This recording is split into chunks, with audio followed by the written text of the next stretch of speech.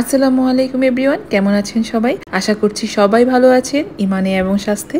আলহামদুলিল্লাহ আমিও অনেক ভালো আছি। আজকে নতুন আরেকটি ব্লগ নিয়ে আপনাদের সামনে হাজির। আশা করছি আজকের ব্লগটি আপনাদের কাছে ভালো লাগবে। কাছে এবং দূরে, দেশ এবং দেশের বাইরে যে যেখান থেকে আমাকে দেখছেন আপনাদেরকে অসংখ্য ধন্যবাদ। পবিত্র মাহে রমজানের শুভেচ্ছা জানিয়ে ব্লগটি শুরু করছি। বোর্ড দিয়ে আমি একটা ওয়াল ডেকোর বানানোর চেষ্টা করছি। আমার ফার্নিচার বানিয়েছিলাম, তো ফার্নিচার বানানোর সময় কিছু বোর্ড বেঁচে গিয়েছিল, তো সেখান থেকে আমি টুকরো টুকরো বোর্ড নেই। তো বোর্ডগুলো দেখে আমার মনে হলো যে এই বোর্ডগুলো দিয়ে ওয়াল ডেকোর অনেক সুন্দর হবে। তো যেই চিন্তা সেই কাজ, অভিযানে লেগে গিয়েছি। দেখি যেটা চিন্তা করেছি সেটা হয় কিনা। তো আমি চারদিক দিয়ে তার কাটা এবং আঠা লাগিয়ে নিয়েছি। তো যেটা চিন্তা করেছি সেভাবে সুন্দর মতন বানাইতে পারছি, এটাই অনেক কিছু। আর এখানে একটু লেস লাগানো দরকার ছিল বোর্ডের, তো এই সাইডগুলোতে আর লেস লাগাতে পারি নাই, ওই লেসগুলো শেষ হয়ে গেছে। এই তো সুন্দর মতন তৈরি হয়ে গেল আমার সুন্দর একটি কিউট ওয়াল ডেকোর। তো এটা দেখে আমার কাছে খুবই ভালো লাগতেছিল। সিম্পল ভাবে আমি সুন্দর একটা ওয়াল ডেকোর তৈরি করে ফেললাম। তো বোর্ডগুলা পিসেস করা ছিল দেখে এর জন্য বেশি সুবিধা হয়েছে, না হলে একটু প্রবলেম হয়ে যেত, এটা কেটে বানানোটা একটু কষ্টকর হয়ে যেত।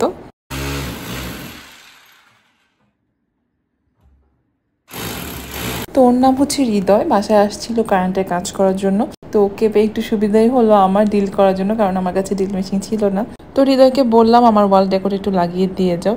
তো আবার ডিল করে ভালো করে লাগিয়ে দিয়ে গেছে, খুবই সুন্দর লাগতেছিল। এই তো ওয়াল ডেকোরটি লাগানো কমপ্লিট হয়ে গেছে। লাগানোর পরে আমার কাছে ভালোই লাগতেছিল দূরের থেকে। তো এখানে কিছু শোপিস রাখবো, তো সেই শোপিসগুলো আমার কাছে ছিল না, তো যাই ছিল তাই দিয়ে একটু গুছিয়ে নিচ্ছি। আইডিয়া করতেছিলাম এখানে কি রাখলে ভালো হয়। তো আমার মেয়ের ড্রয়িংগুলোও রাখতেছিলাম, তো দেখতেছিলাম কোনটা রাখলে ভালো হবে। তো ওইটা আইডিয়া করে করে পরে কেনা যাবে। যাই হোক, যাই ছিল তাই দিয়ে একটু সাজিয়ে নিয়েছি। তো আপনাদের কাছে কেমন লাগছে আমাকে কমেন্টস করে জানাতে পারেন।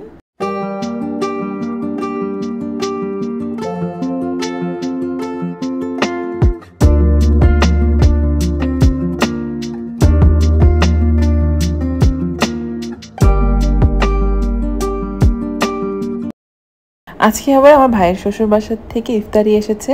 তো শিলু আবার আমাকে ডাকতেছে, বলতেছে আপু দেখো ইফতারি আসছে। তো আমিও খুশি খুশি বের হলাম এত খাবার দেখে। তো অনেক খাবার পাঠিয়েছে আন্টিদের বাসার থেকে। এখানে গ্রিল পাঠিয়েছে, নান রুটি ছিল, সাথে দই ছিল, নানা রকমের ফ্রুটস ছিল। আলহামদুলিল্লাহ অনেক খাবার ছিল ইফতারিতে। আমরা ওর সাথে অনেক ভাজা পোড়া আইটেম করেছিলাম, বাট কেউ ওদের বাসা থেকে আসেনি। তো তখন আমি বললাম আঙ্কেল আন্টি আসতে পারতো, তো ও বললো ওরা একটু বিজি ছিল তার জন্য আসেনি। কোনো সমস্যা নাই, আমরা একা একা খাবো। তো আমিও বললাম তো আমারও কোনো সমস্যা নাই, আমরা একা একা খেতে পারি। তো যাই হোক, সে ছিল আবার সুন্দর করে সবকিছু সাজিয়ে দিচ্ছে, আমি আবার ভিডিও করছিলাম। তো আমি আবার হেল্প করতে চাচ্ছিলাম, তো সে বলছে না আপু তোমার হেল্প করার দরকার নেই, তো আমি সার্ভ করি। তো আমি চিন্তা করলাম আচ্ছা বাপের বাসার থেকে ইফতারি যখন আসছে সে আমাদেরকে করে খাওয়াবে, তাহলে করেই খাওয়াক, আমি তার ভিডিও করি।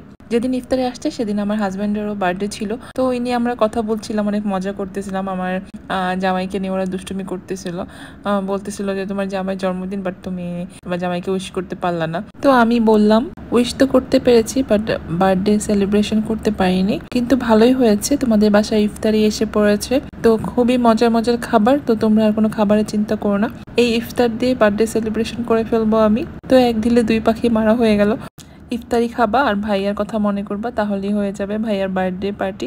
এই তো ইফতারিগুলো সাজানো হয়ে গেছে আর ফ্রুটসগুলোও সাজিয়ে নিচ্ছে এই পাশে।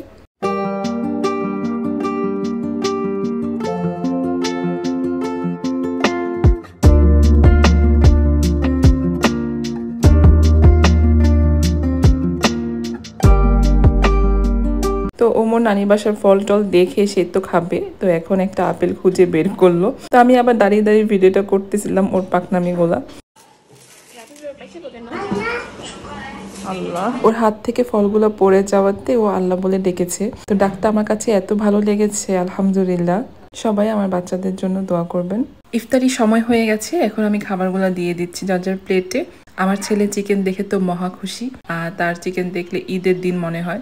অবশ্য তার প্রতিদিনই ঈদের দিন থাকে, সে প্রতিদিনই চিকেন খায়। আর মাছ তেমন একটা খেতে পছন্দ করে না, যদি আমি তাকে একটু ভেজে দেই কড়কড়া করে তাহলে সে মাছটা খাবে। তো এখন আমরা সবাই ইফতারি করে নিলাম, রেস্ট করে তারপরে আমরা একটু শপিং এ বের হয়েছিলাম।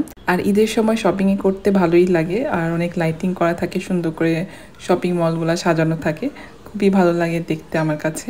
আমি সারা বছর যতই শপিং করি না কেন, বাট ঈদের শপিং করতে আমার কাছে খুবই ভালো লাগে। এটা ছোট থেকেই আমার মানে ভালো লাগার কাজ করে। আমি ছোটকালেও খুব এনজয় করতাম শপিং করতে, মানে ঈদের শপিং এটা করতেই হবে, এটা না করলে চলবে না, এই টাইপের আর কি। তো এই তো আম্মুর সাথে চলে আসছি, শপিং করতেছিলাম। আর পাঞ্জাবিগুলোও খুব সুন্দর ছিল, এখানে ব্যাগের কালেকশন ছিল, অসাধারণ ছিল। পার্সগুলো আমার কাছে অনেক ভালো লেগেছে। আর আমার তো এইভাবে পার্স শুজ অনেক পছন্দের একটা জিনিস। এই ঈদে আমরা পরিবারকে খুশি করার জন্য যার যতটুকু সাধ্য আছে পরিবারকে দেওয়ার চেষ্টা করি। আমরাও তার ব্যতিক্রম নই। আমাদের সামর্থ্য ও সাধ্যের মধ্যে যা ছিল তাই কেনাকাটার চিন্তা ভাবনা করছি। ফেসবুক, ইউটিউবে ঢুকলে এখন অনেক কিছুই দেখা যায় সামনে পড়ে। তো শপিং নিয়ে একটা ব্যাপার সামনে পড়েছে যেটা আমার কাছে অযৌক্তিক মনে হয়েছে। যারা শপিং নিয়ে প্রশ্ন করে, এইসব প্রশ্ন জিজ্ঞাসা করাটা কতটা যৌক্তিক আমি জানি না। জিজ্ঞাসা করা উচিত না যে আপনি কত টাকার মার্কেটিং করছেন। যার যার সামর্থ্য অনুযায়ী সে মার্কেটিং করবে, এটা ইজহার করার কোনো কিছুই নাই। কিন্তু যারা বলে তারাও মানুষকে কি বোঝানোর জন্য বলে, মানে নিজেকে ছোট করার জন্য বলে নাকি বড় করার জন্য বলে, এটাও আমি বুঝি না। আমার কথা হচ্ছে যার যার সামর্থ্য অনুযায়ী সে শপিং করবে, সে খাবে, সে মানুষকে দান করবে, এটা হচ্ছে যার যার পার্সোনাল একটি ব্যাপার। এটাকে সামনে এনে আরেকজনকে কষ্ট দেওয়ার কোনো দরকার নেই। যে মানুষটা 5,000 টাকা দিয়ে শপিং করে বা যে মানুষটা 2,000 টাকা দিয়ে শপিং করে, তার কিন্তু এইসব কথা শুনলে খুবই খারাপ লাগবে।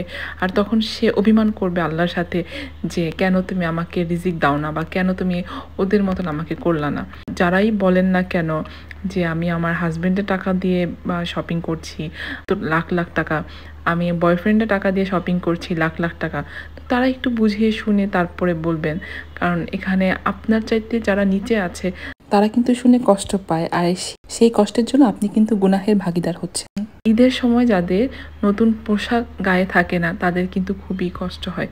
হ্যাঁ, আমরা এসব কথা না বলে আমাদের স্থান থেকে সাহায্য করার চেষ্টা করি, সংযম করি। রোজার মাসটা সংযমের মাস, এটা করার চেষ্টা করি। তাহলে আল্লাহ রহমতে আল্লাহ আমাদেরকে হেফাজত করবে। আমরা সুশীল সমাজের মানুষ, শিক্ষিত সমাজের মানুষ যখন নিজেরাই বলি, তাহলে সেই জিনিসটাই আমরা করার চেষ্টা করি, আমরা শিক্ষিত হই।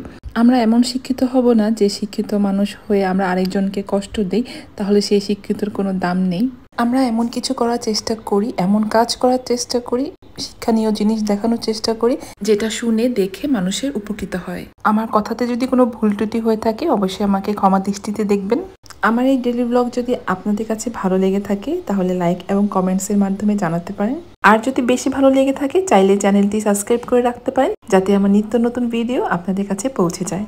পবিত্র মাহে রমজানের শুভেচ্ছা জানিয়ে এখানে আমি বিদায় নিয়ে নিচ্ছি। Everyone stay well and stay healthy. See you again in another blog. Thank you for watching my video. আল্লাহ হাফেজ।